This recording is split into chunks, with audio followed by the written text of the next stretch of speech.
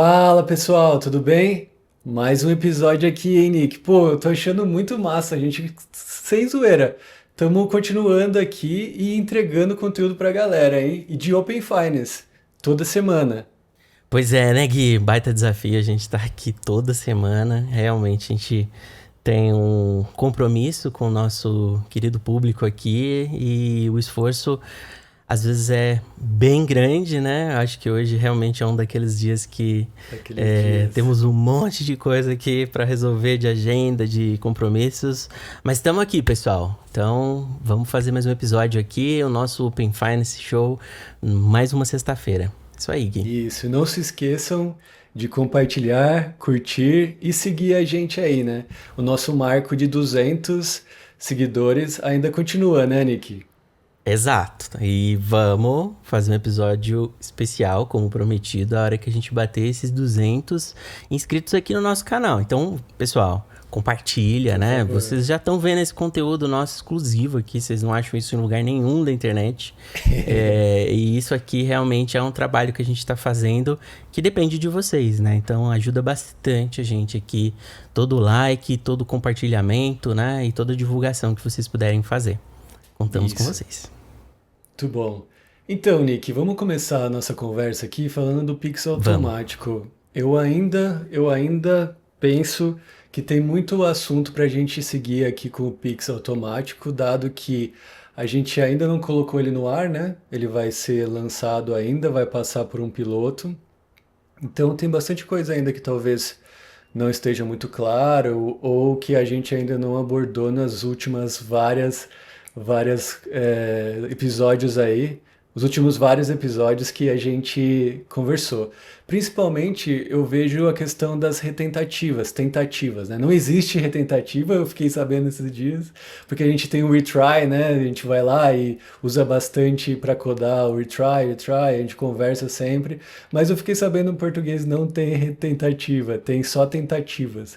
Mas como Tentar que novamente. funciona? Exato. Como que funciona as tentativas, né?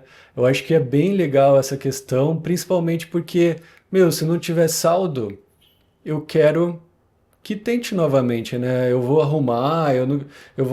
não quero ter que fazer todo um processo novamente, ou, por exemplo, no débito automático, se não funciona, não funciona, acabou, já era, você tem que arrumar alguma outra forma de pagar aquilo via boleto, agora até QR Code também. Mas se não funcionou no débito automático atual, não tem tentativa, né? Já era e É você não verdade. consegue seguir em frente. Então, as tentativas no Pix automático é uma grande vantagem, né? Então, realmente, eu tenho até experiências pessoais com isso, cara. Que eu coloquei a minha tag ali do pedágio, né? Eu tinha na época, enfim, faz bastante tempo isso. Coloquei no débito automático, né? E uma das contas que eu tinha, naquela conta específica, não tinha saldo no dia que foi debitar, que era para debitar. Eu não recebi notificação nenhuma. Fui usar o pedágio e pá, não abriu o negócio. Cara, freia o carro, para e Ixi, vai ver o que cancela já era. aconteceu. Pois é. E para conseguir carregar essa conta, né? Porque aí fica aquela situação que a conta meio que fica num limbo, né? Porque ela tá no modo débito automático. Na época, o fluxo para pagar o manual não era nada fácil, não existia Pix na época. Então, cara, foi realmente uma experiência bem frustrante, né? O não ter um simples botão, sabe? Cara, agora tem dinheiro, só usa o saldo, pode usar, né? Um retry. Isso não era possível, né? E realmente até hoje não é. Mas eu realmente acho que a gente precisa mesmo ter uma experiência melhor, né, para o cidadão, para esse tipo de situação que é comum. Na verdade, é super comum isso. Então, não é um caso de borda que, nossa, não precisamos. Cara, isso é um caso super comum, né? Mas, Super Gui, comum. comenta com a gente como é que funciona essa retentativa. Ótimo, então. Vou falar um pouco sobre as especificações, né, que vieram do próprio Banco Central, porque são duas trilhas, tem que lembrar isso, né? A gente tem a trilha do Pix, a gente tem a trilha do Open Finance e a gente tem que manter uma experiência bem legal e fluida entre essas duas trilhas, né?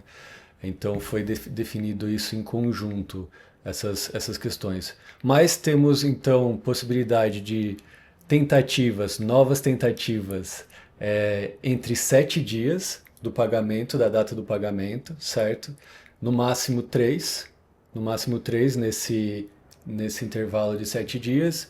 E o Uhum, recebedor, que ele foi avisado que não foi feito o pagamento, né? O recebedor quem que é? É a Enel, a companhia de energia, é, o, é a Netflix.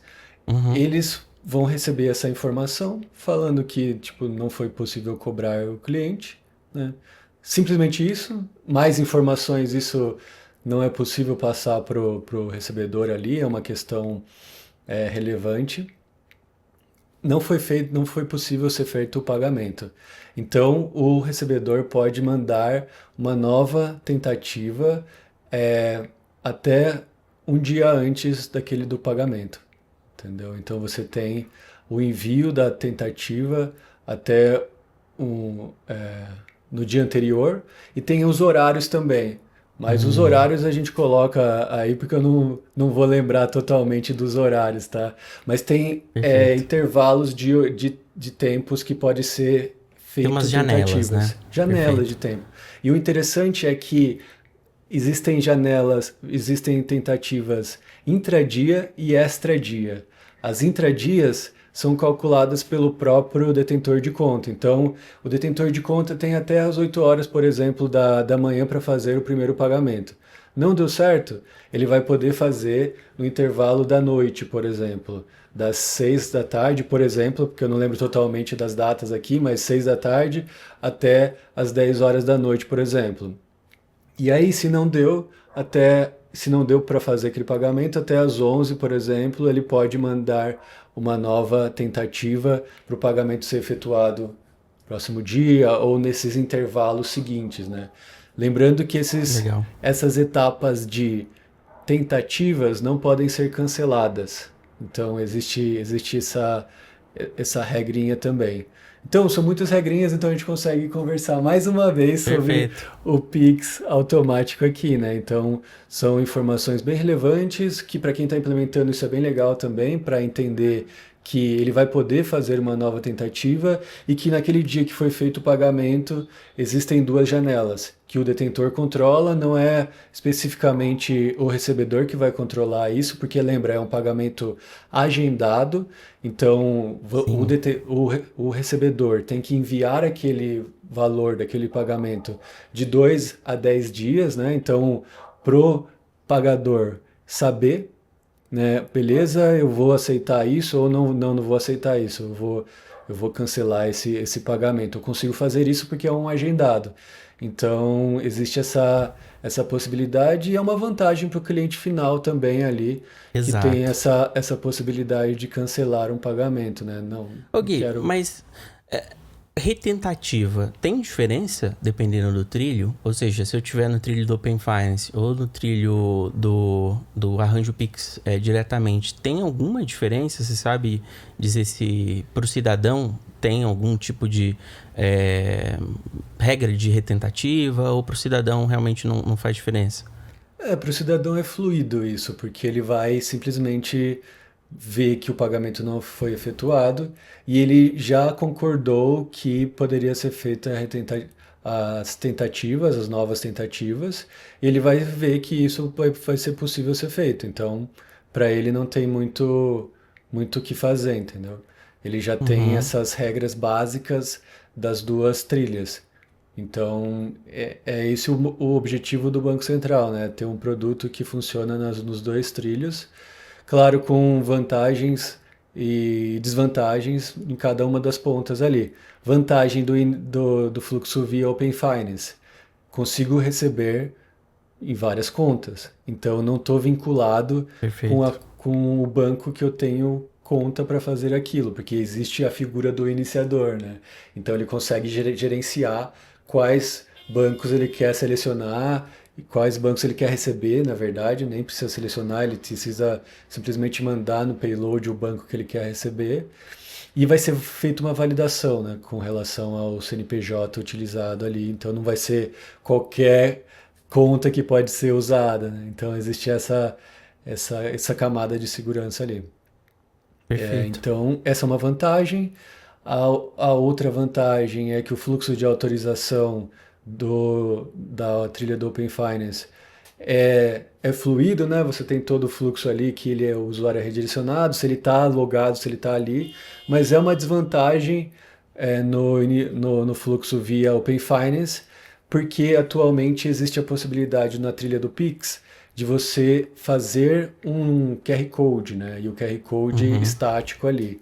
Existem conversas para que isso seja usado também do lado do Open Finance, do nosso Acho que lado a gente aqui. até trouxe em episódio anteriores aqui, né, sobre a possibilidade, né, de realmente fazer uma união aqui de QR Codes, né? Perfeito. Isso, exatamente. Pô, isso daí seria lindo demais, seria muito incrível a possibilidade de ter essa leitura de QR Codes do Open Finance dentro da área Pix, né? É incrível Sim. isso, porque a gente já conversou várias vezes, né? O QR Code ele foi inserido na sociedade brasileira através do Pix. E se você vê um QR Code, você vai ler onde? No app do banco, né? Pois é. Isso que é complicado. Então, apesar de estar escrito em letras garrafais lá, leia com a câmera do seu celular, ainda tem muita gente que lê dentro do aplicativo do banco. Vários QR Sim. Codes, não só outros QR Codes do sistema financeiro, né? Perfeito. Até deixo aqui para você que está assistindo ver o episódio que tem o título ali Cardápio. E aí você vai entender o que, que a gente está falando. Aí é um papo bem interessante que a gente teve no episódio anterior. Nick, conversa. Eu quero perguntar, eu quero perguntar. Vamos lá.